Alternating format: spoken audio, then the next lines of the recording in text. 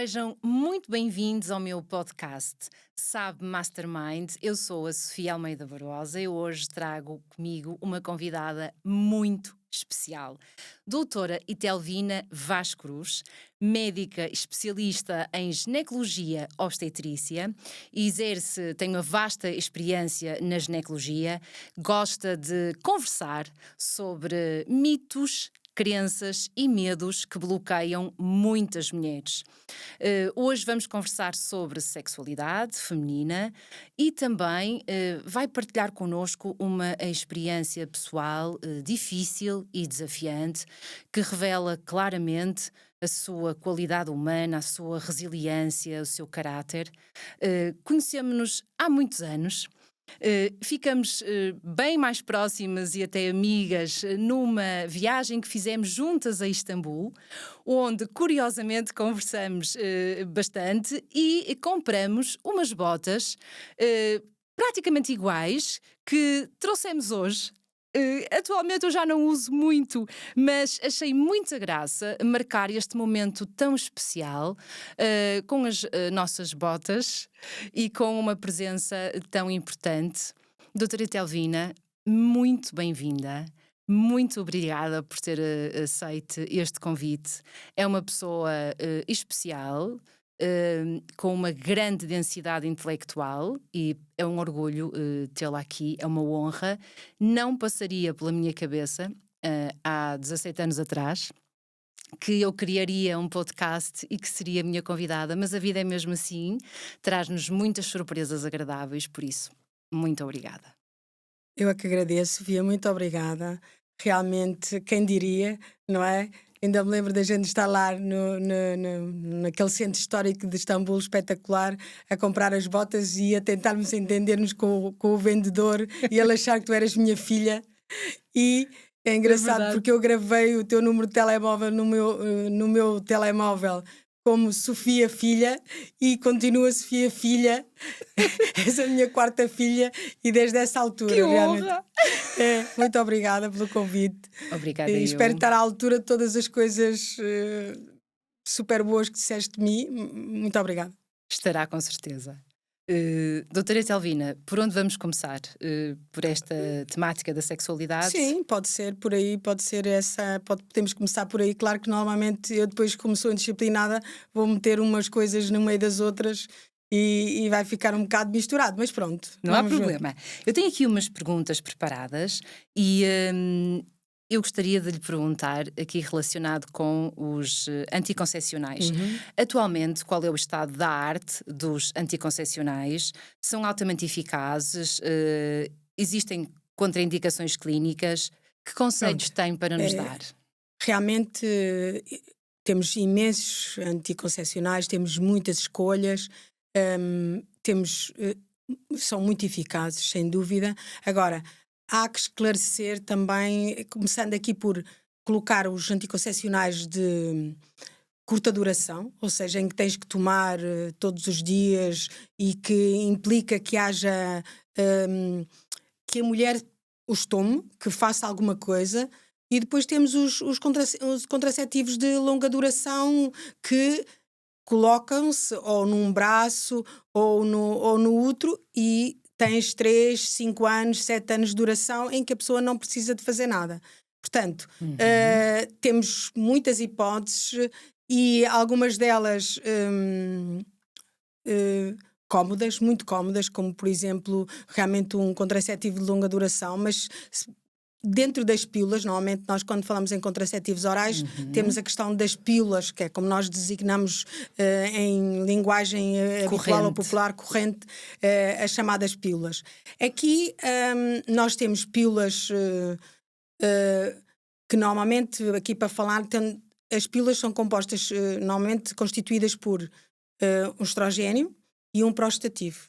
Habitualmente, Hoje em dia já temos pílulas em que já não é um estrogênio sintético, mas um estrogênio natural, portanto tem menos contraindicações. E temos depois as pílulas que só têm prostativo, que são normalmente utilizadas em mulheres que não podem fazer estrogénios porque têm contraindicações ou têm algumas doenças ou predisposição para maiores episódios de tromboembolismo ou que são fumadoras, e então aí vamos escolher uma pílula que seja só com prostativo.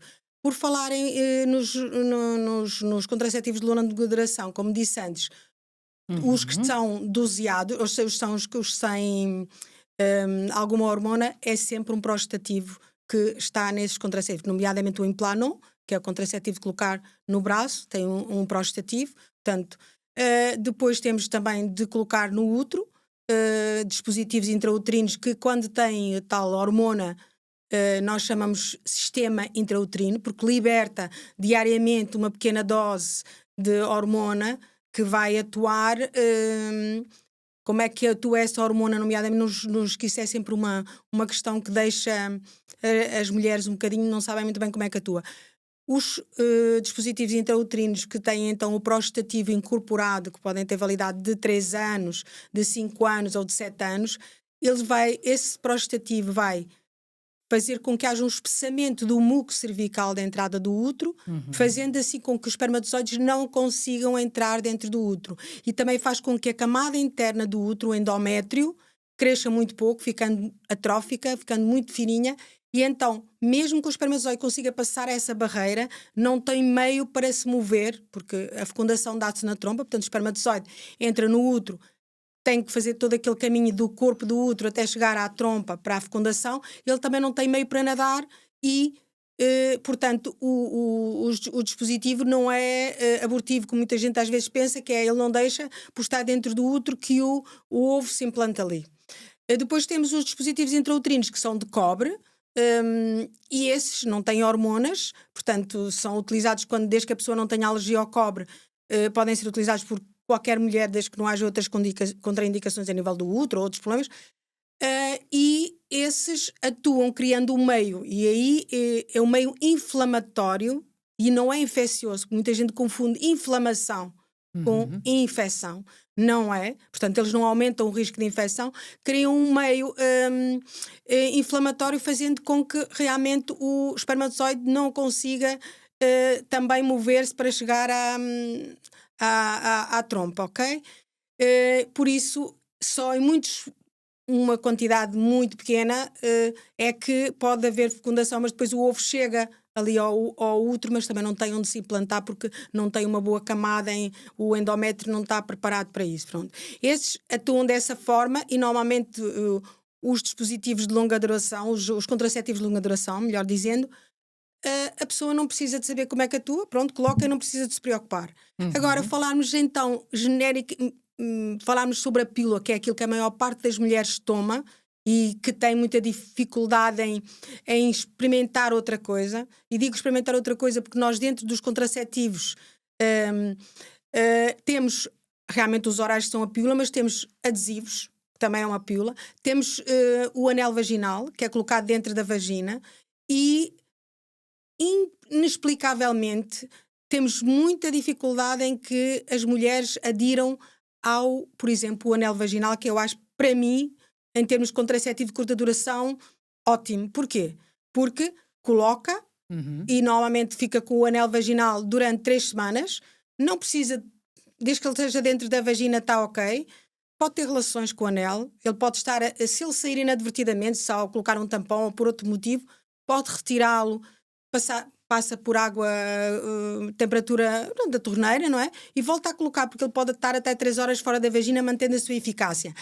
Ora, inexplicavelmente, quando eu falo disso, não, porque ainda há muitas mulheres jovens, já não estou a falar das mulheres da minha geração ou de geração anterior, mas mulheres jovens que têm muita dificuldade em colocar tampão, que não querem o anel vaginal porque lhes faz muita confusão, está qualquer coisa lá dentro, não quero.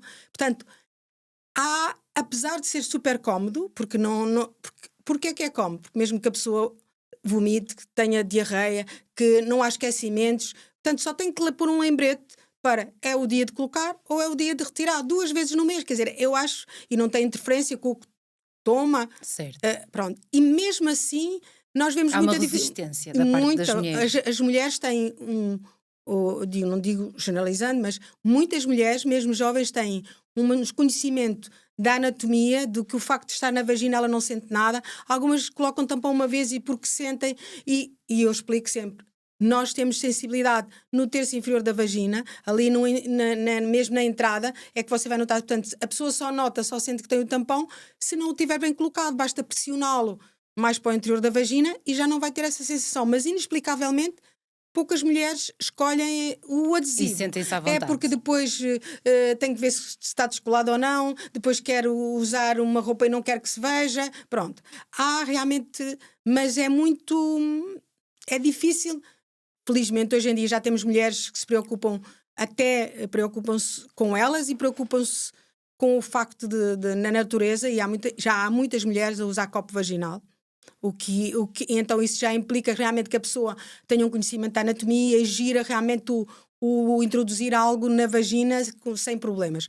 Agora, em relação à pílula propriamente dita, é muito importante que as pessoas saibam que não é só tomar e que se podem esquecer de vez em quando e não há problemas. Eu acho que há menos gravidezes porque as pessoas, isso é a minha percepção, eu acho que hoje em dia as pessoas têm relações Uhum. sexuais menos vezes do que antigamente. Acho que as pessoas estão muito focadas nas redes sociais, no resto, esquecem-se do resto e a sexualidade, ou seja, para que você tenha uma sexualidade boa, você tem que despender tempo, tem que se conhecer e tem que conhecer o parceiro e tem que saber quais são as suas preferências, quais são as preferências do parceiro. E as pessoas hoje em dia não estão motivadas por isso. Acho que também nunca estiveram. Na minha opinião, as pessoas, no geral, são maus amantes, quer sejam do sexo masculino, quer sejam do sexo feminino. É muito pertinente aquilo que está a dizer. Agora já Não é? passamos aqui para uma área bem mais E delicada. então, eu só queria aqui lembrar que quando se toma a pílula é preciso que a mulher saiba o que é que faz com que a pílula não tenha o efeito máximo. Já agora, por falar em efeito máximo, as pílulas não são eficazes 100%. Mesmo que a pessoa É faça tudo importante corretamente. esclarecer. Em uso habitual, a eficácia de uma pílula anda à volta dos 94%, 93%, 94%. E então E o que é que. porquê que não é eficaz a 100%? Porque há sempre algo, pode não ser bem absorvida, pode haver. Pronto. Isso a pessoa. E depois porquê? Porque as pessoas esquecem-se. E quando nós nos esquecemos, normalmente, quando nós tomamos a pílula, os nossos ovários não estão basicamente em descanso, entre aspas. Ou seja, o nosso corpo faz uma leitura da corrente sanguínea das hormonas que estão ali, ok, então não precisamos de estimular o ovário a produzir óvulos porque as hormonas estão ok. Se uma pessoa se esquece, o que é que acontece? A leitura, imagina, esqueci-me um dia, portanto, esquecimentos de 3, 4, 5 horas não tem problema. Esquecimentos acima de 12 horas implicam que possa haver perda da eficácia.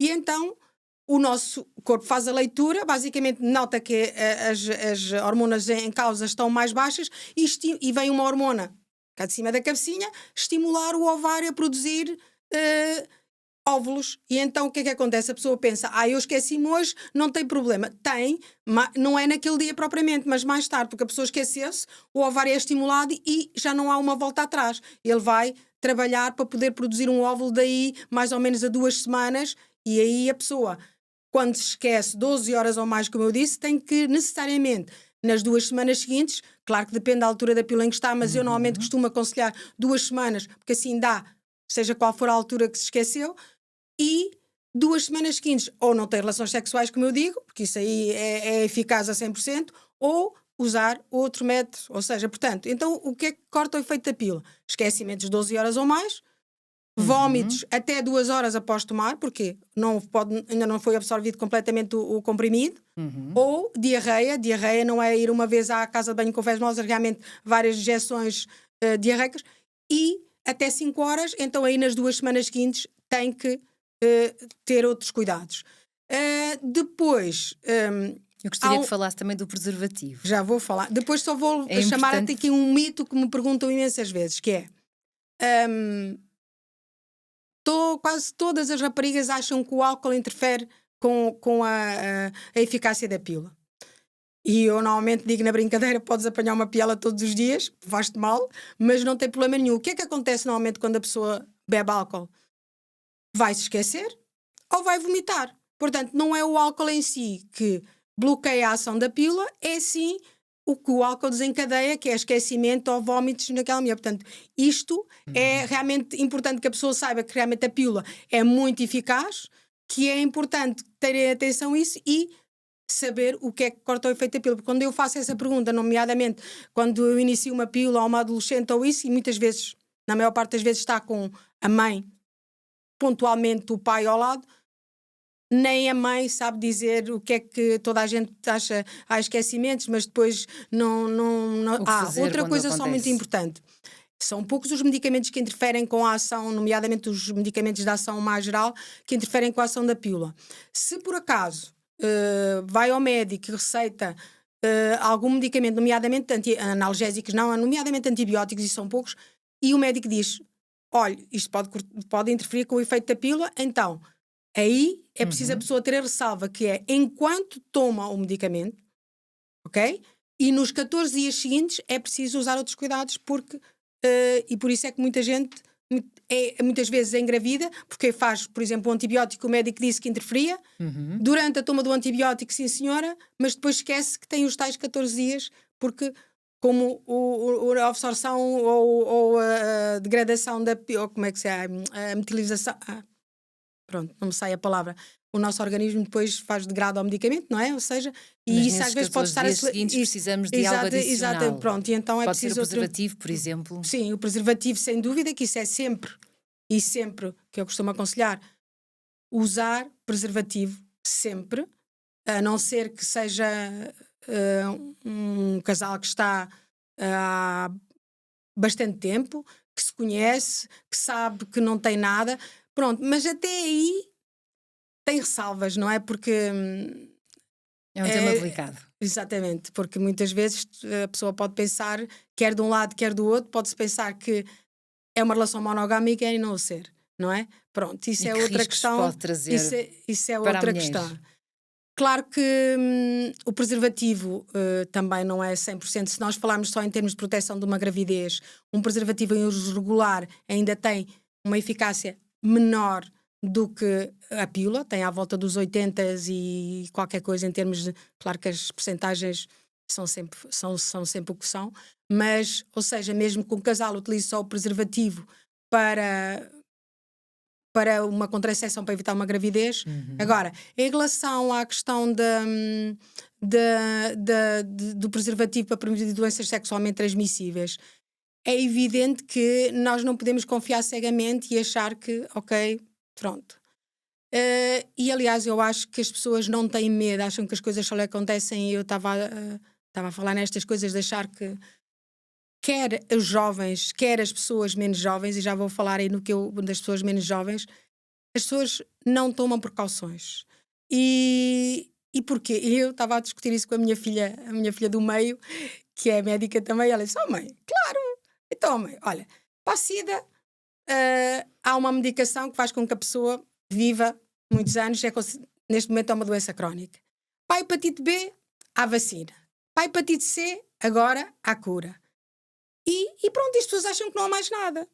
É verdade, e ela tem razão, então as pessoas acham que não há realmente mais nada, porque mesmo que que a pessoa diga assim, ok, eu tenho este companheiro ou esta companheira e Há solução, se ou surgir seja, algum há solução para problema. tudo, fazemos análises agora. Repare, isso das análises deixa as pessoas descansadas. Repare, se eu tiver uma relação desprotegida com alguém que pode ter uma doença hoje, mesmo que eu faça análises hoje, só daqui a 6 meses é que eu posso ter a certeza, se não tiver nenhum outro contacto, que não tenho nada, porque posso estar negativo, mas o meu organismo já estar infectado e não manifestar ainda. Portanto, ou seja, não é só de todo fazer análise, até porque há muitas coisas que nós não vamos pesquisar, por exemplo, o HPV. Ninguém vai pesquisar, ver se o parceiro é portador de um HPV de alto risco, não é? Por exemplo, das outras doenças, as sífilis, as outras doenças infecciosas. Portanto, é preciso realmente que a pessoa esteja. E isso, repara, eu vi ontem uma jovem que foi à consulta e que literalmente diz assim: ai, a minha mãe, se a minha mãe soubesse, ai, a minha mãe, 20 anos e não sei o quê. Ou seja, não tem sequer um namorado, tem um amigo colorido, alguém com quem tem relações, e isto agora é muito frequente, não é? Teve relações desprotegidas, não sabe se a outra pessoa tem alguma infecção, não sabe se tem nada, pronto, tem um atraso menstrual e agora está completamente em pânico, não é? E fazem isto. E não é a primeira vez que ela me consulta pela mesma razão, e ela diz que tem que ganhar juízo, mas Ainda não literalmente ganhou. é. E depois, isto acontece não só nas jovens, mas também acontece nas pessoas mais velhas, e aí também é. Porquê? Tens um relacionamento de longa duração. Separaste, tens trintona, quarentona, ou trintão, quarentão. A seguir, vais para o mercado de procurar outra pessoa, não é? Como eu costumo dizer. Estás novamente. E, normalmente, o que é que acontece? As mulheres mais velhas têm muito pudor, muito prurido em pedir ao companheiro para usar preservativo, porque acham que isso é como se estivesse a dizer: eu não confio em ti. Ok? É algo para desmistificar. Exatamente, eu não confio em ti. Então, como já me disseram, ai doutor, eu já o conheço há muito tempo, ele é tão limpinho. Como se isso fosse porque é tão limpinho, não é? Pronto, ok? Portanto, as pessoas acham sempre que é aos outros. Depois a questão do uso do preservativo. O que é que normalmente os pais fazem quando têm um filho do sexo masculino e ele vai iniciar relações sexuais? Não há, e eu normalmente faço essa pergunta, e muitas vezes até é a mãe que vai fazer esta explicação. Não há um pai, ou são muito poucos os pais que se sentam e dizem assim: olha, filho, vou-te explicar algumas coisas. Nós somos os dois do sexo masculino, se bem que isto agora, a questão do género também é pertinente, não é? Mas somos os dois e eu vou-te explicar, olha, as dificuldades que se pode ter, o que é que tens de ter em atenção quando usas um preservativo. Não há diálogo. Não. Ou seja, Os entregam-lhe pais um sentem-se preservativo muito para a pouco mão, à batem-lhe nas vontade. costas e diz assim: tem juízo. Ok? Não E, faças portanto, asneiras. e é importante, normalmente eu na consulta às jovens eu vou buscar um preservativo, explico-lhe o que é que tem que ter em atenção. Ok, tem que ter atenção a data de validade, se está estanque, se não está estragado, saber como abrir pela zona do picotado, saber como colocar, que é preciso retirar o ar do reservatório que tem, colocando 2 dias a retirar o ar e de colocar no pénis antes de qualquer contacto. Porquê? Porque nós, e é o que eu digo sempre às mulheres, nós quando ficamos excitadas ficamos úmidas. Os homens quando ficam excitados ficam com ereção, é visível. Pouca gente repara é que eles também saem gotas de lubrificante da ponta do pénis, que podem conter espermatozoides, vírus, bactérias, ou seja, e depois há aquela questão dos homens acharem que se controlam e que, portanto, ejaculam fora da vagina. Portanto, se não há um medo das doenças, então também não há problema que eu consigo controlar. Isso não é verdade, porque ele pode pensar que consegue controlar e podem sair pequenas quantidades de esperma no chamado lubrificante que tem ter espermatozoides. E podem Eu nunca mais me engravidar. esqueci que eu estava a fazer urgência um dia e veio um casal, o homem acompanhou a mulher e ela, e o método que eles utilizavam, método entre aspas, porque não é um método para mim, não é um método contraceptivo, o método que utilizava era o coito interrompido. E quando eu confirmei a gravidez à senhora, o senhor à minha frente manda-lhe uma bufetada de uma coisa dizendo que ele fazia tudo correto, portanto ela tinha que o ter traído. Portanto, isto são coisas que acontecem porque alguém acha que realmente um método de coito interrompido resolve as coisas e, portanto, se ela ficou grávida não foi porque ele fizesse alguma coisa mal. Portanto, isto são coisas que as pessoas não falam. Há montes de mitos sobre estas coisas, por exemplo, das pessoas acharem que se o esperma é, portanto, ao ser ejaculado dentro da vagina, claro que normalmente os espermatozoides saem a tipo 40 km/h, muitos deles apanham o muco cervical e entram dentro de tudo, mas há sempre esperma que sai. Não é? Portanto, isso é outra coisa. Há mulheres que estão a tentar engravidar e ficam e sai, eu não vou conseguir engravidar porque o esperma não fica lá e depois fazem aquelas posições mirabolantes, almofada não sei o quê. Portanto, há Existem muitos montes de mitos, mitos doutora Delvina, relacionados para com isso. desmistificar. Portanto, E isto é só alguma das...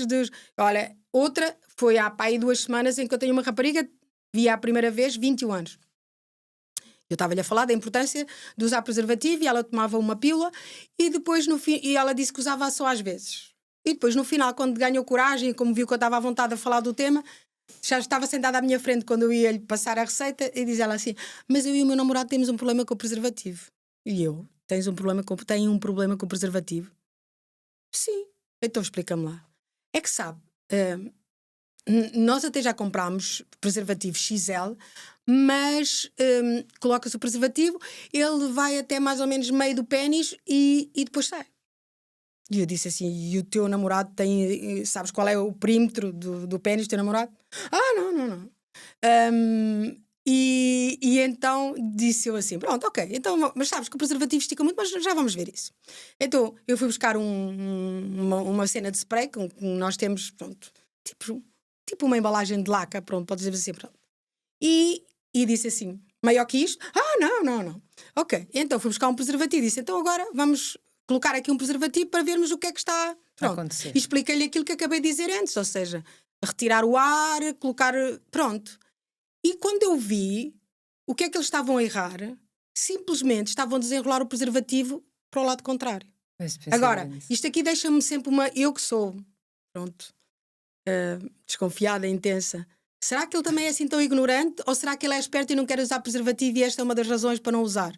Dizendo que não lhe fica bem. Pergunta. Isto é uma boa pergunta, pertinente, até porque eu já tive mulheres que me confessaram que, por exemplo, colocam o preservativo e depois, a meio da relação, tiram-no sem ela dar conta e dizem que saiu. Portanto, há muitos truques, quer de um lado, quer do outro.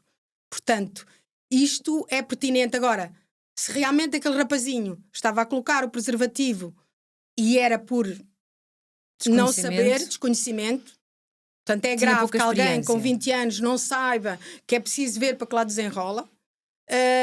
E depois, se era outra parte, portanto, aquela rapariga agora está empoderada e ele não vai mais poder dizer que no preservativo não lhe serve. Outra coisa só que eu quero chamar aqui a atenção, que é uma coisa muito pertinente também: muitos homens, para se esquivar ao uso de preservativo, dizem que são alérgicos. E normalmente eu faço essas perguntas às raparigas, dizer assim: olha, e se o teu companheiro, se o teu parceiro disser que é alérgico ao preservativo? E é engraçado, porque a maior parte delas diz assim: então não tenho relações. Eu assim, pois, mas eu já estive desse lado e quando tu estiveres apaixonado e desejares outra pessoa, vais ver que começas a pensar assim: se calhar não há tanto problema, se calhar não sei quê, e vais ceder. E elas olham para mim e riem, porque normalmente, realmente, e depois eu digo assim: olha, mas é muito simples. É só ir à farmácia e pedir um preservativo de poliuretano ou de outra substância sem ser o látex. Ok? Portanto, isto já retira lá uma mulher que sabe isso, se ele vem, e eu que eu digo para elas: nunca se diz a ninguém que ele está a mentir. És alérgico? Ok, não há problema. Tenho aqui um suplente. Exatamente, vamos só... Uma mulher prevenida vale por duas. Exatamente, portanto, estas coisas, e acredito que até também muitos homens não saibam que existem de outro material. E outra coisa só importante ainda dentro dos preservativos é a questão da lubrificação. O preservativo já vem com lubrificação. Alguns casais, principalmente os que são os mais velhos, nomeadamente uma mulher em menopausa, precisa de lubrificação. E aí vem outro problema: é que se utilizarmos um lubrificante que seja com gordura, com qualquer gordura, às vezes as pessoas utilizam cremes corporais, vaselinas e coisas assim, um preservativo com um lubrificante à base de gordura vai danificar o látex. E muitas pessoas não sabem. Portanto, tem-se de comprar um lubrificante aquoso, que, pronto, à venda nas farmácias, nos supermercados, que não tenha problema com o preservativo de látex. Já o preservativo de poliuretano pode ser utilizado com uma gordura, não tem problema nenhum, ok? Porque, nomeadamente, se a pessoa fizer sexo anal, se usar um lubrificante à base de gordura, então deverá escolher um preservativo poliuretano para poder usar ok? Isso é outra questão muito importante quando se fala sobre sexo e quando se fala sobre prevenção de doenças sexualmente transmissíveis. Fala-se só em sexo vaginal. E não se fala tanto sobre sexo anal. Exatamente. E há aqui também... há um preconceito. E há muitas mulheres que têm como parceiro uma mulher. E, portanto, e aí também é fazer-lhes ver, porque realmente não é só com um parceiro do sexo masculino que pode contrair doenças. Pode contrair doenças com uma companheira ou um parceiro do sexo feminino. E, portanto, daí que seja importante explicar que se pratica sexo oral, que tem que se prevenir. Se pratica sexo anal, e também tem que se prevenir. Portanto, não é... Quais são os seus conselhos nesse sentido, já que estamos a falar? Em relação ao sexo anal já falámos. Portanto, qualquer tipo de sexo deve ser consensual. A pessoa só deve praticar-se se o quiser. Deve estabelecer as suas regras. Não deve-se deixar pressionar nem levar, porque senão normalmente isso dá mau resultado. E em relação ao sexo oral, porque se for um parceiro, um casal heterossexual, claro, se ele for fazer sexo oral à companheira, o que é que pode utilizar? Se não tiver mais nada, pode cortar um preservativo e esticá-lo sobre a vulva, para não haver contacto direto boca-língua com a vulva. Se tiverem hipótese, podem comprar numa sex shop mesmo um látex, um retângulo próprio para colocar ali. Se não tiver nada disso, pode usar a película aderente com que se envolvem os alimentos da cozinha, colocando uma película, não havendo contacto aquela direto. película transparente. Exatamente, aquela película transparente. Ou seja, se ela vai fazer sexo oral a ele deve ter um preservativo colocado, um preservativo de sabores, o que quiser, mas pronto. Ou seja, aconselha-se sempre uma proteção no sexo oral. Claro, sim. Porque você pode apanhar doenças sexuais, não engravida, mas pode apanhar doenças sexualmente transmissíveis, exatamente como se não pratica. E ninguém fala sobre isso. Ou muito pouca gente fala sobre isso. E se calhar pouca gente se protege nesse sentido. Sim, acredito. Como eu já me disseram, mas isso assim... desinformação. Eu digo assim, mas isso assim, não é? A minha obrigação é... falar de prevenção. Falar de prevenção e como é que a pessoa se pode proteger, não é? Portanto... Mas teríamos muito mais pano para mangas aqui. Teríamos sobre... muito, este também é demasiado interessante. É, exatamente, facto, porque eu até nem a interrompo, não é muito falado. Porque é uma delícia ouvi-la. Não é muito falado, porque realmente é importante que a pessoa... Mesmo no sexo anal, eu acredito que muitos casais também não se utilizem o preservativo e não se protegem. Eu já nem estou... E aí a questão é, realmente, o intestino, por mais limpo que esteja, tem sempre bactérias, nunca está limpo, quer dizer... Eu costumo dizer que se eu fosse homem, tinha sérias reservas em colocar o meu órgão sexual naquele sítio sem proteção. Mas há muita gente que o faz. Percebes? Entendes? Percebes? Claramente. Portanto, são temas que dá pano para mangas. Pronto, mas já há falamos muitas aqui... histórias assim muito escabrosas que quem está na área também tipo da assim, sexualidade, de alguém da ginecologia. De uma mulher que, não foi comigo essa, mas de alguém, uma mulher que vem a dizer que... eu acho que isto depois podes ter que eventualmente cortar ou fazer aqueles pis. Então ela vem dizer à ginecologista que ela tinha mais uma infecção e diz ela assim, se calhar o meu marido é que tem razão. E a médica diz assim, mas o seu marido é que tem razão, porquê? Porque ele diz que em vez de ele o meter atrás e depois o meter à frente, se ele o meter atrás e eu depois lamber e a seguir o meter à frente, não deve ter tantas infecções. Silêncio. Portanto, agora silêncio, fiquei sem palavras. É mesmo, a colega também ficou. Portanto, de facto. O que é que tu dizes a uma coisa destas, não é? Eu nem sei o que é que eu ia dizer, mas há muita desinformação e isto há grave. Principalmente assim, quando estamos a falar de prevenção de doenças. E há muita desinformação até mesmo em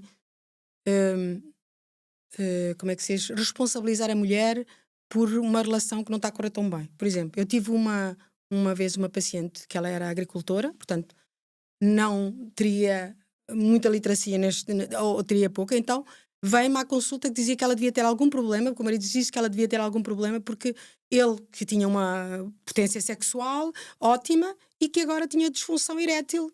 Portanto, ela disse nas palavras dela, mas que tinha disfunção erétil e, portanto, que as coisas não corriam bem. E eu perguntei-lhe, olha, só pelo que me diz, eu disse-lhe, não acredito que tenha nada a ver com o que você tenha.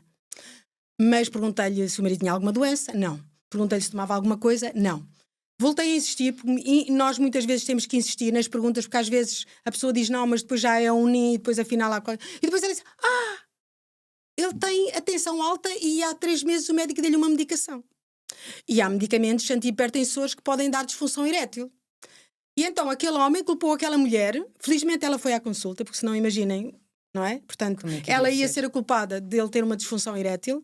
E eu disse-lhe, olha, não tem nada a ver consigo, você tem que dizer ao seu marido para ir ao médico de família, que tinha sido o que me medicou, para dizer que lhe dá esse efeito secundário para poder lhe dar outro antihipertensor para não colidir com... Portanto, isto e muitas outras histórias deste género, sim, ou seja, que as pessoas responsabilizam os outros em vez de olharem para si e dizer assim, o que é que se passa comigo? Mas a maior parte das vezes acha que é... Podemos ligar à autorresponsabilidade, que às vezes as pessoas não a têm, com desinformação. Sim. Neste caso seria mais desinformação, Sim. mas muitas vezes Por isso é que é acontece importante falarmos sobre isto. Sim, não é? sim. E Porque as pessoas... É como a anatomia. há muito Há desconhecimento muito da anatomia desconhecimento da feminina. anatomia. Se nós perguntarmos à maior parte dos homens onde é que está o clitóris, as pessoas não sabem. Nem as próprias mulheres Nem muitas as próprias vezes sabem. mulheres sabem, nem os homens. E, por exemplo, a questão, da inclinação do pênis em ereção, não é? Que isso tem implicações no sentido de que em determinadas posições pode haver pressão lateral da parede da vagina que não distende como o comprimento da vagina e dar dor pode haver laceração em determinados casos e as pessoas desconhecem que realmente o pênis em ereção, a maior parte das mulheres nunca olhou para o parceiro quando está ereto para ver que ele inclina sempre a maior parte das vezes para o lado esquerdo. E eu lembro-me de uma paciente jovem, treintona, de ela me estar a dizer que em algumas posições, e eu disse, olha, isso acontece com todas as mulheres, depende disto, do tamanho do órgão masculino, da inclinação. E ela disse, do quê? Diz ela, da inclinação. Porque eu expliquei-lhe que inclina. E ela disse assim, ainda bem que me diz, é que eu pensava que o meu marido não era normal, mas nunca tive coragem de lhe dizer. Portanto, estão a ver isto, quer dizer...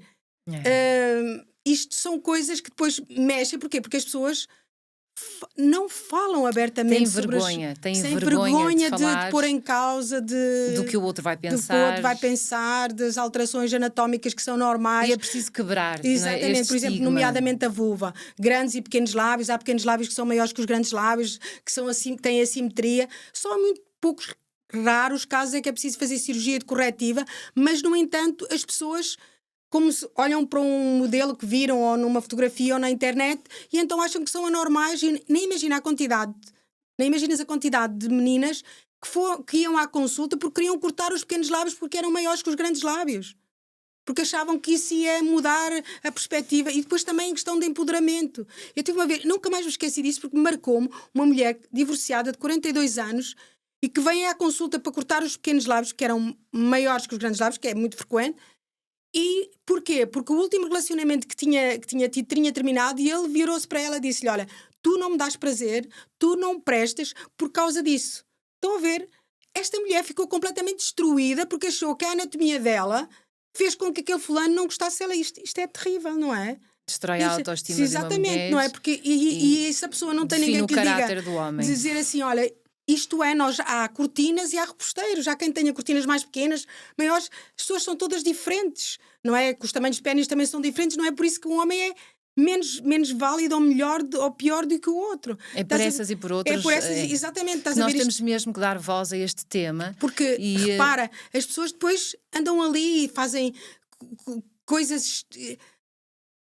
Porque não falaram com o parceiro, se calhar aquilo não tem importância nenhuma para ele, porque é o que eu costumo dizer. Muitas vezes a gente, com o nosso parceiro, tu ficas a pensar, ele fica a pensar que tu gostas de ser acariciada num sítio que tu detestas. Porquê? Porque as pessoas não falam e depois também não Eu acho que às vezes as pessoas não falam e desconhecem os pontos de prazer do próprio corpo. Exatamente. Não é? Quando estamos a falar aí já na área da masturbação, é outro preconceito. Se a pessoa não conhece o seu corpo e não sabe qual é o os problema locais mas e os muitas pontos mulheres de acham prazer, que os como homens é que há de explicar ao homem, ao parceiro ou parceira, seja como for. Mas muitas mulheres acham que se o parceiro se masturba está a ser infiel. E vice-versa. E vice-versa, não é? Então, ou porque não tem, ou porque ela não lhe dá o que ele... E, portanto, umas coisas são completamente diferentes umas das outras. Já dá outro podcast só para responder a perguntas que nos podem colocar em direto. É uma ideia. Doutora Etelvina, gostaria de esclarecer aqui uma questão que diz respeito à diferença entre as infecções urinárias e uma candidíase. É um dilema, às vezes. Como é que nós podemos ajudar as mulheres que estejam a ouvir este podcast? Então, realmente, há muitas mulheres com infecção urinária. E agora antes de ver essa diferença, podemos questionar porquê.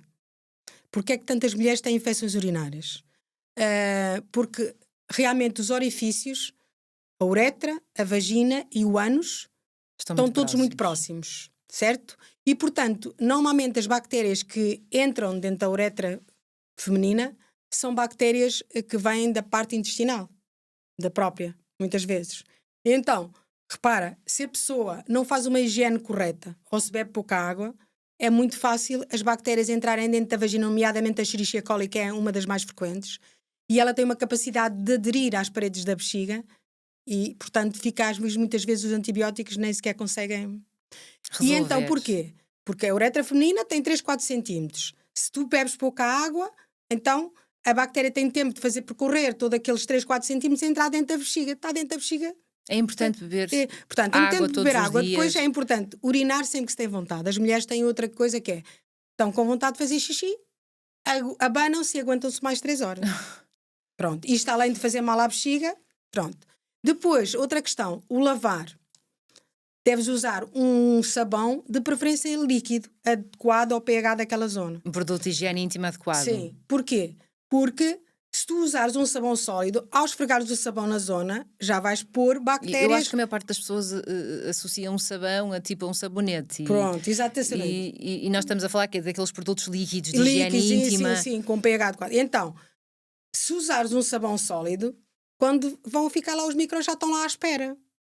Depois, deves lavar a vulva e lavar a parte perianal, mas ao secar deves ter cuidado, porque se vais secar com a mesma toalha à frente e atrás, portanto vai haver conspurcação. Portanto, então, o que é que eu costumo aconselhar? Vou usar uma toalha pequenina e limpar primeiro a parte da vulva e depois a parte perianal e pôr sempre para lavar. Ou então, mais prático, levar para a casa de banho um rolo de papel da cozinha, aquele papel mais absorvente. Porquê não papel higiênico? Porque o papel higiênico está preparado para se desfazer facilmente. E então, vão ficar pequenos pedacinhos na vulva e naquela zona que são meios de cultura. Portanto, Certo. e desagrega-se. Portanto, então, é levar para a casa de banho um pedaço desse papel, uma toalha, como já disse, secar a parte da vulva e depois a parte perianal e colocar no caixote do lixo. Assim não vai haver contaminação cruzada. Okay? Outra coisa importante é quase todas as mulheres a seguir a ter relações sexuais se vão lavar. Urinar e lavar-se. Mas poucas o fazem antes, que aí é que está a importância da questão. Lavar e urinar. Exatamente. Urinar, lavar-se e secar-se da forma que eu disse. Porquê? Porque quando nós ficamos excitadas, como disse antes, ficamos úmidas. E aquela umidade vai misturar a pele, a zona perianal. Um pénis com ou sem preservativo vai arrastar os gérmenes para a entrada da vagina e para dentro da vagina e para perto da uretra, que fica logo ali.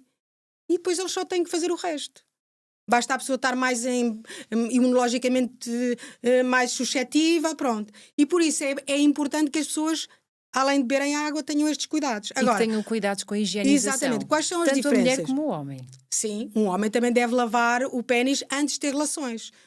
Lavar principalmente a zona da puxar o propúcio para trás, na zona ali da glândula, naquela zona que acumula. Agora o suco balanopropucial, não estava assim, que normalmente vão-se alojar ali gérmenes e também, pronto, por isso é que se fala que os homens circuncisados poderão provocar menos infecções. Porquê? Porque a glândula está sempre exposta e, portanto, nessa zona não fica aí acumulado nada, não é?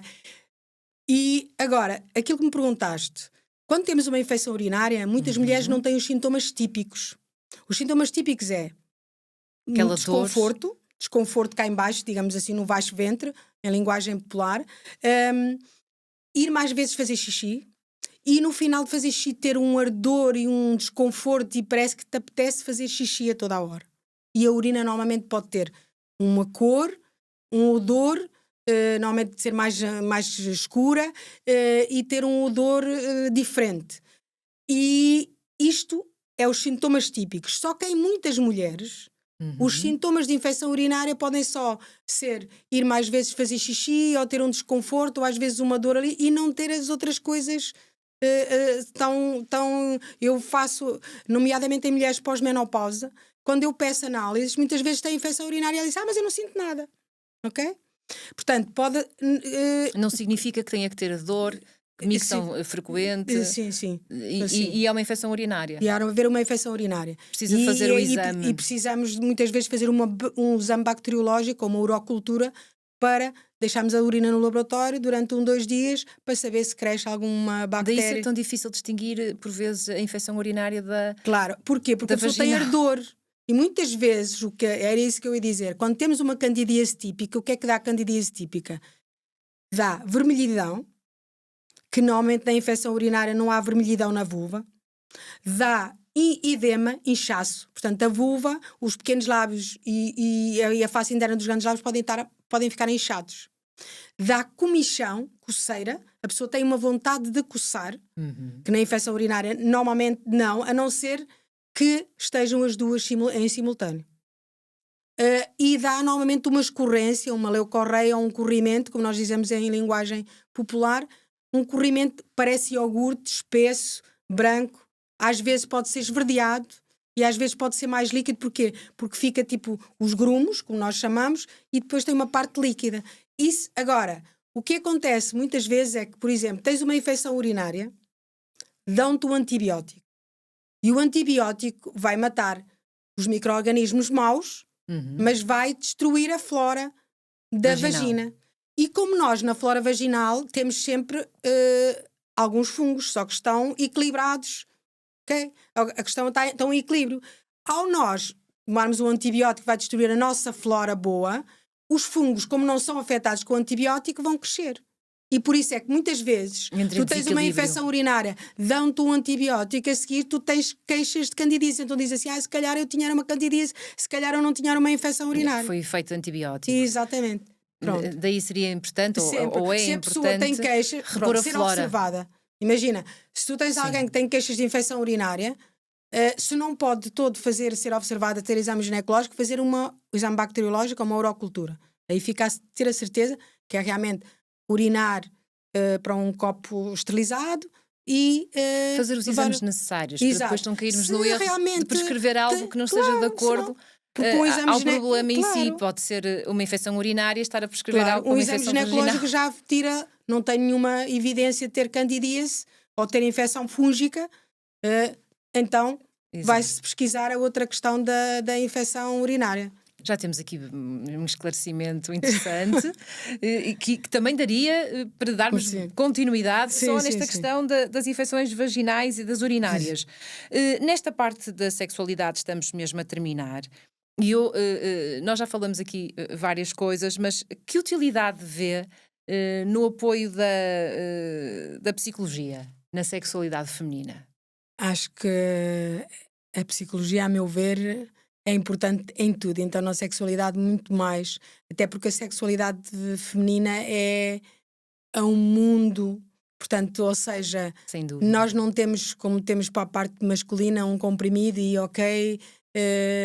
porque eu costumo dizer que quando isso acontecer, quem desenvolver isso vai ficar trilionário. Mas é porque nós as mulheres não temos só, como dizia uma vez, eu assisti a uma formação sobre sexualidade no Brasil e o colega brasileiro era muito engraçado e dizia que os homens só têm um botão que é on e off. Portanto, podem estar chateados, podem estar cansados, mas se tiverem uma imagem visual, se tiverem um estímulo, ok, estão on. Uma mulher já não é assim, se ela está chateada, se ela está cansada, se achou que foi maltratada, se não é estimulada, se não está a ser cuidada. Exato, se não há predisposta, não vai funcionar. Pronto, não vai funcionar tão bem. E depois também há aquela questão de realmente, em termos de ato sexual, é a penetração que é o ex-libris do ato sexual, quando 80% das mulheres são clitorianas. O que quer dizer que necessitam de estímulo do clitóris simultaneamente, ou durante, ou antes, ou conjuntamente com a penetração, porque senão não vão atingir o orgasmo. E esse é outro problema. E esse é um dos outros problemas. Até que ponto é que as mulheres sentem prazer na relação sexual e atingem o orgasmo? Exatamente, porque não atingem o orgasmo, porque esse contacto, se for numa relação sexual, só em determinadas posições é que há contacto simultâneo de penetração e, portanto, e aí há de haver autoestimulação, ou seja, pela própria ou pelo parceiro, mas normalmente, como eu costumo dizer na brincadeira, é difícil que alguém faça duas coisas bem ao mesmo tempo, muito menos um homem. Portanto, acho que ela vai ter que usar um toy para fazer um estímulo do clitóris simultaneamente à penetração ou isso, portanto. Mas isso é outro tema que para muita gente os brinquedos sexuais são tabu na relação, que as pessoas acham que isso é portanto Indecente ou não é como uma senhora aceitável. idosa que uma colega lhe deu um creme ou uns óvulos que tinham um aplicador para colocar na vagina e depois ela veio à consulta e a colega perguntou-lhe então, está melhor? Ah, não, se a doutora não estou. Mas então não fez o tratamento? Ah, eu não fiz. Ah, mas porquê? Não conseguiu? É, eu conseguia, mas o meu marido tinha ciúmes daqueles que você me deu. Dos caralhinhos que você me deu para colocar na vagina. Eu acho que agora precisamos do pi. Portanto, eu tens por o pi também. Portanto, estás a ver a cena, não é? Portanto, É o isto, máximo. portanto, isto não é só. Não é Não, só. a psicologia aqui tem um papel muito importante. Portanto, Não é é? muito importante Trabalhar a porque mentalidade, sim, o e depois conhecimento, o outra coisa que eu não preconceito, o posso medo, o outro não estigma. posso deixar de dizer é que a sociedade ensina, transmite a ideia às mulheres que sexo é doloroso, principalmente no início sexo é doloroso, que é isto, que é e não imaginas. Ou seja, eu comecei a minha especialidade de ginecologia em 91. E eu achava que isto eu iria ver no início e que agora não veria. Mas vejo muito mais, que é mulheres com dificuldade na penetração. Há mulheres que nunca conseguiram ter relações com penetração vaginal. Contraem-se, têm um medo tal, têm vaginismo, e então contraem-se de tal maneira que entram perfeitamente em pânico e não conseguem ter relações com penetração vaginal. E isto é muito mais frequente agora do que antes. Portanto, eu lembro que no hospital recebi uma rapariga que o médico de família me enviou para a consulta porque ela não conseguia engravidar. E quando eu lhe fiz as perguntas depois, fiquei a saber que ela estava casada há 4 anos, mas nunca tinha tido relações vaginais. Não conseguia. A primeira vez que eu a observei, eu não lhe pude tocar, porque ela contraía-se de tal forma. A segunda vez eu só consegui tocar com cotonete. Portanto, não era possível sequer nada. Portanto, e isto exige realmente psicologia, até porque Muito trabalho o para orgasmo é desbloquear. mental, não é? Eu lembro-me uma vez uma paciente que eu ia a estacionar e ela nem me deixou sair do carro, num sítio onde eu costumo, privado, onde eu trabalho há muitos anos. Oh, doutora, se a doutora operou-me há 8 anos, a doutora tirou-me os ovários. E eu disse, o que é que eu lhe disse na altura? Disse-me que sim, então. Se lhe disse, oh, doutora, mas sabe. Então eu disse, mas porquê é que você tem dúvidas agora passado este tempo? Oh, doutora, eu vou-lhe explicar. É assim, dizem que quando a pessoa não tem ovários, que não sente nada, que não sente prazer. E eu sinto muito. Portanto, se a doutora me tiver deixado lá um pedacinho dos ovários. Mas outra melhor do que essas é, eu operei uma paciente que tinha um útero com imensos miomas, pronto, um útero volumosíssimo de hemorragias e tinha ao mesmo tempo um nódulo da mama. E que era para ser operada simultaneamente às duas coisas, mas ela estava muito reticente em tirar o útero, que era aquilo que lhe dava mais problemas. E até eu disse, olha, claro que eu não a posso operar se você não quiser de todo, mas pronto, foi operada. E depois, na consulta de pós-operatório, disse-me assim, oh doutora, eu tenho uma coisa a confessar-lhe. Então diga lá. Olha, lembra-se que eu não queria ser operada? Sim. Sabe porquê? Olha, eu vou lhe dizer, eu não queria ser operada porque dizem que depois de tirar o útero, eu não ia sentir nada, não ia dar prazer nenhum ao meu marido, não ia ter orgasmos, nada.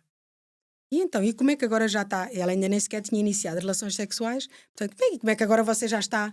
Oh doutora, sabe, eu estava tão preocupada com isso, que aqui mesmo ainda tinha sido operada e eu tive um orgasmo em sonhos. E pensei assim, se eu consigo ter um orgasmo em sonhos e sem ele, então porque aquilo é tudo mentira? E sem outro, sem marido, sem outro.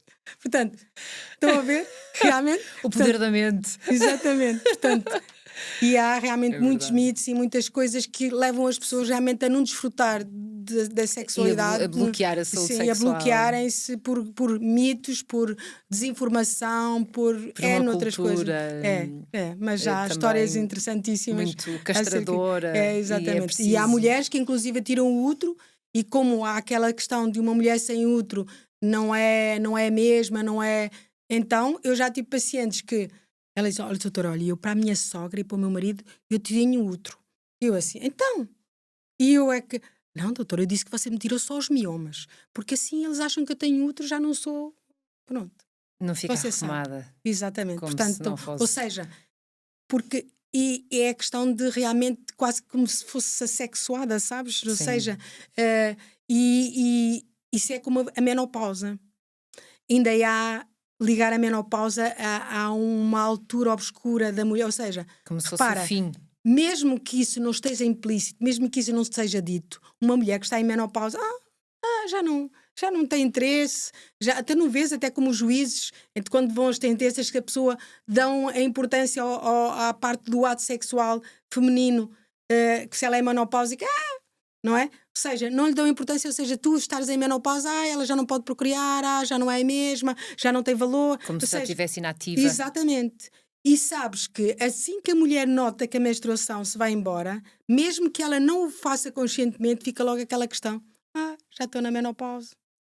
E hoje em dia é engraçado que, como te estava a falar, daqueles contraceptivos de longa duração, e não só da pílula de prostativo que se utiliza próximo da menopausa, a mulher fica com a menorreia. Ou seja, a menorreia quer dizer fica sem menstruação. E então, nessas mulheres, o que eu tenho notado ao longo destes anos é que elas entram na menopausa de uma forma muito mais serena. Sabes porquê? Se tu desde os 40 anos ou desde os 35 tu não tens menstruação, Há uma então, libertação. quando entras naquela fase da menopausa, o teu parceiro já não está a ver porque tu não tens menstruação, porque tu também já não tinhas. E então não há, ela agora está na menopausa. Aquela questão de tudo o que acontece, ou todas as. Se ela está chateada, está na menopausa. Estás a ver? Portanto, ou seja, Estigmatizar a mulher, que a mulher exatamente, por estar numa menopáusica fase. já envelheceu, Sim, sim, já não sim. tem uma sexualidade prazerosa. Mas E nem... falando da parte do masculino, são imensos os homens, 50 e tantos, 60, que têm algum problema, ou têm disfunção erétil, ou arranjam alguma desculpa, eu isso não sei, para não ter relações sexuais. Percebes? Há muitas mulheres de 50 e picos, 60, que não têm relações. Ou porque o parceiro tem disfunção erétil, ou porque o parceiro tem hipertrofia da próstata, ou porque o parceiro tem prostatite, ou porque o parceiro não a procura, mas também não diz nada, não fala sobre isso, ou porque tenho um caso que para mim realmente me deixou de queixo caído, uma rapariga de 50 e poucos anos, que realmente teve um HPV, foi tratada. Uhum. Desde aí, ele nunca mais teve relações sexuais com ela, com penetração vaginal, porque diz que não quer apanhar HPV. Não é? Portanto, Nossa. e eu disse, mas sabe, pode ir ao psicólogo, isso é uma falsa questão. Ele diz que está bem assim, está resolvido. Estás a ver? Mas não está resolvido Ok, de pois não todo. está. Privares alguém de uma sexualidade. É dizer, Sem dúvida. isto, portanto, como tu vês, precisamos temos muito de falar muito. sobre sexualidade, Sim, de falar quer por sobre isto causa e de daquilo que vem de informar. trás. Informar e informar. E do que. Doutora Telvina, o tempo passa a voar, é muito rápido. Estamos mesmo a chegar ao fim, mas eu não gostaria de terminar este episódio sem poder ouvi-la, não na questão profissional só, mas também na experiência pessoal desafiante que passou, porque é verdade que passou um acidente grave com várias fraturas, cirurgia, e muitos meses de incapacidade, algo que viveu na sua vida como médica. E como é que é estar do outro lado e estar no papel de doente?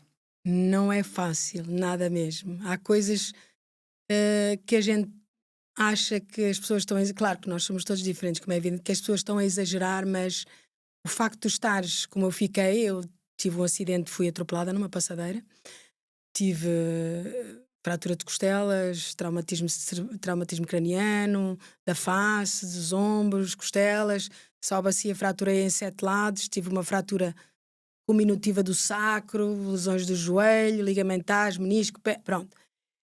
E, portanto, eu fiquei completamente imobilizada, porque as minhas fraturas da bacia não foram submetidas à cirurgia, foi por imobilizada. E, portanto, a única coisa que eu mexia, alguma coisa, era um dos braços e uma das pernas. E tinha que ficar completamente imóvel. E isto é, completamente. Quando às vezes as pessoas nos dizem ai, dá-me o soro, não sei o quê, e a gente acha que a pessoa está a exagerar, só para vocês terem uma ideia, é que realmente o soro frio a entrar na veia dá realmente desconforto, a algália dá desconforto. Hum, foi muito complicado porque eu tive que fazer durante o mês inteiro morfina endovenosa. E depois, mesmo com morfina, a gotejar sempre, eu tinha dores terríveis. E depois aquelas coisas que acontecem, quando eu me consegui ficar um bocadinho de lado, o colega fez-me uma epidural de longa duração para eu deixar de fazer morfina. E a gente depois é que vê. E então o que é que aconteceu? Todos contentes, eu tinha uma epidural, já não precisava de morfina. Só porque esqueceram-se que eu fiz um mês inteiro de morfina e que ia fazer síndrome de abstinência. Tive um síndrome de abstinência terrível. E tiveram depois de dar aqueles selos de anestesia, de morfina. Portanto, e realmente são o tu estares cada vez que quando tu te podes levantar a primeira vez, quando tu consegues sentar-te a primeira vez, é realmente. E já falando um pouco mais à frente da questão de nós sermos deficientes, eu passei por várias situações em cadeira de rodas em que as pessoas. Eu acho que somos invisíveis. Eu lembro naquela altura marcou-me que eu estava num hospital para aceder à recepcionista, portanto, como eu estava na cadeira de rodas, estava num nível mais baixo, e passa uma senhora à minha frente como se eu não existisse e vai fazer a pergunta que ela tem para fazer e deixa-me. Claro que eu sou quem sou e não fiquei calada, não é? Porque outro qualquer, se a gente já está debilitado, já estamos, nem sequer temos força nem ânimo para dizer, não, olha, eu estou aqui. Por exemplo, quando andava de muletas, que andei vários meses, tu vais já andar com dificuldade, seja num centro comercial, seja no outro lado, e a quantidade de pessoas que vão contra ti, que não te veem, não reparam, não olham, é uma coisa incrível. Portanto, isto só falando de algumas coisas que realmente é preciso a pessoa estar muito bem psicologicamente, e depois normalmente nunca estamos quando estamos numa situação dessas. A mínima coisa o nosso corpo fala, É um não é? momento muito frágil. Mas não é fácil e é preciso realmente muita resiliência e muito. Eu, para estar aqui agora, como estou passado 6 anos e meio, fiz fisioterapia durante 3 horas por dia, 3 anos. Fiz, nessa fisioterapia incluía hidroterapia. Fiz, depois disso, a minha psicóloga, fiz psicoterapia, ainda estou a fazer. Aconselhou-me, conhecendo-me, porque eu fiz analgésicos, opioides durante muito tempo, porque não podia fazer anti-inflamatórios por causa das fraturas. E quando eu quis fazer o desmame também não é fácil, porque dá habituação. E então ela disse, olha, acha que podias fazer? Então fiz uma pós-graduação em hipnose, estados modificados de consciência, que me ajudou imenso. Abriu-me um outro mundo de possibilidades em termos de aquilo que a mente é capaz. Passei a fazer auto-hipnose e deixei os analgésicos e faço auto-hipnose, e também isso me abriu um mundo em termos de outras perspectivas da mente, daquilo que a mente é capaz. E, portanto, depois comecei a ver que realmente a fisioterapia não me estava a ajudar, e eu precisava de algo mais, precisava de melhorar a postura, muitas outras coisas, e então, felizmente, encontrei uma outra pessoa que é um preparador físico, pronto, PT, se a gente quiser falar lá o inglês, que é uma pessoa excepcional, que normalmente ele trabalha com jogadores e atletas que têm lesões, portanto é uma pessoa que pensa um bocado fora da caixa. E desde há 3 anos e meio que eu estou a fazer fisioterapia, e aí foi uma evolução também estrondosa, porque realmente o meu corpo começou a responder, e melhoria da postura, das dores, melhoria das dores, do resto, e tem sido, mas não é fácil e a pessoa precisa de ser muito insistente, muito persistente para conseguir chegar a algum lado. E tem que ser uma mentalidade também muito forte, uma Sim, resiliência sim, sim, sim, sim. exemplar. Eu acho que muitas das pessoas, quando estão a começar a recolher frutos, desistem. Portanto, O chamado e- morrer na praia, não é? sim, mas eu, pessoalmente, normalmente basta dizerem-me que eu não sou capaz para me dar um ímpeto para eu dizer que sou Para capaz. fazer o contrário. Exatamente. Portanto, É uma é pessoa engraçado isso. Basta muito dizer-me assim, não és lutadora. capaz, e eu aí, só para provar que sou capaz, É uma pessoa com uma mentalidade muito forte. sou intensa, não é? Como Muito diz a minha intensa. psicóloga, sou intensa. E muito especial por estar a partilhar connosco essa É. experiência que foi difícil. Sim, a todos E, os níveis, a sim. todos os níveis, Sim. E eu físico, costumo dizer, emocional. não digo na brincadeira, mas é sério. É muito mais fácil tratar o físico do que tratar a mente. E eu passei muito tempo, É e verdade. ainda às vezes vou lá muitas vezes, no passado, naquele, como eu chamo, buraco escuro, em que às vezes coisinhas ínfimas é como se fosse uma viagem e eu vou para aquele sítio mau que é difícil sair de lá. Prontos, mas vou conseguir. Com certeza. Todos os dias nós temos a Claro, oportunidade claro, claro, claro, claro. de crescer, Sim, não sim. é? De irradiar a nossa luz, e este momento de partilha que está a fazer com todos aqueles que a estão a escutar é único. E Obrigada. é esta capacidade humana, eh, esta humanização que nós precisamos de pessoas que são capazes de dar a cara, de falar sobre elas, sobre o que sentem, de se comoverem, Uhum. falando dos seus desafios emocionais. São realmente pessoas extraordinárias. Eu só posso dizer que tenho a sorte de conhecer e de me rodear de pessoas fantásticas, Obrigada, eu únicas, também. e Obrigada, que muito obrigada, demonstram Sofia. como elas são e que nos ensinam muito, porque nós aprendemos muito com estas lições de vida. Uhum. E é uma mulher que eu admiro. Obrigada. Muito obrigada por ter partilhado a sua vida, um bocadinho da sua experiência profissional neste episódio do meu podcast. É uma pessoa deliciosa e tenho por certo que as pessoas que escutaram este episódio ficaram também encantada consigo. E se querem saber mais informações, nós teremos todo o prazer de poder esclarecer. E a doutora Etelvina Vaz Cruz exerce a sua profissão em Braga. E nós colocaremos toda a informação também no descritivo do vídeo. Doutora Telvina, obrigada por este momento único, especial, na companhia das nossas botas maravilhosas Sem dúvida. de há 17 anos atrás. Ok. Boa E qualidade, mantens uma qualidade espetaculares. incrível, porque de facto não existe um dano sequer. Não, não, não, não, não, não. E portanto não só, nós estamos, Se não virmos só umas botas dessas, já sabem que somos nós, não há crise. temos qualidade nos pés e também qualidade humana. Ok, Muito obrigada. obrigada. Obrigada por estarem presentes. Espero que tenham gostado deste momento tão único.